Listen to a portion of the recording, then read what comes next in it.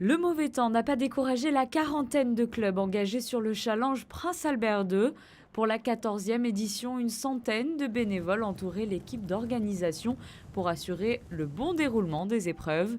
Ciel gris, pluie et froid pour le samedi, alors qu'un grand soleil et une chaleur quasi printanière avaient fait leur apparition le dimanche.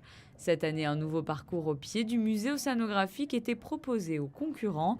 Après 2 jours de compétition, les rameurs monégasques de la société nautique ont su tirer leur épingle du jeu, et notamment en senior élite où l'équipe double masculine a su s'imposer tout au long du week-end. C'est un beau week-end, de plus on finit avec une excellente météo, avec un style de conditions en mer assez différentes d'hier, un peu plus calme, avec vraiment de quoi s'amuser, s'exprimer dans toutes les conditions, avec toute forme de vagues de chaque côté venant de différents sens. Et toujours en gardant une bonne course, en prenant une bonne tête de course dès le départ, comme hier. Et oui, on est très satisfait de ce week-end. Hier, une course sur 6 km, c'est la répétition de ce qu'on fait habituellement sur les régates internationales et les régates d'aviron de mer en général.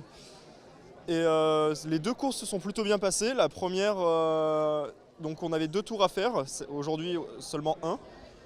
Et aujourd'hui, on a essayé de combler un peu toutes les petites erreurs qu'on avait faites hier sur les virages des bouées et sur le départ aussi.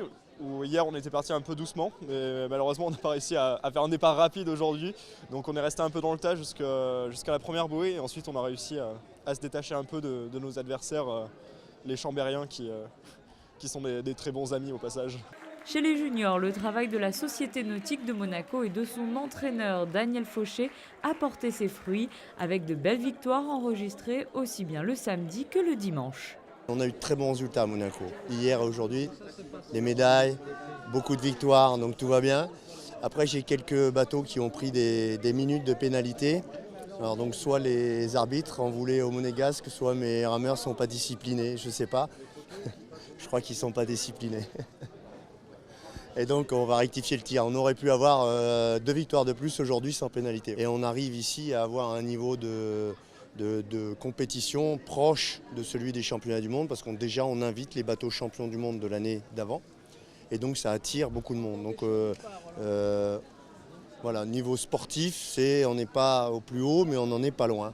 Au total, 10 nationalités se sont affrontées. Après les championnats du monde, le rendez-vous monégasque est toujours très apprécié des clubs, mais également des grandes écoles, Polytechnique, HEC, Sciences Po Menton et les gagnants de cette année de la coupe récompensant tout particulièrement cette catégorie, ESC Paris.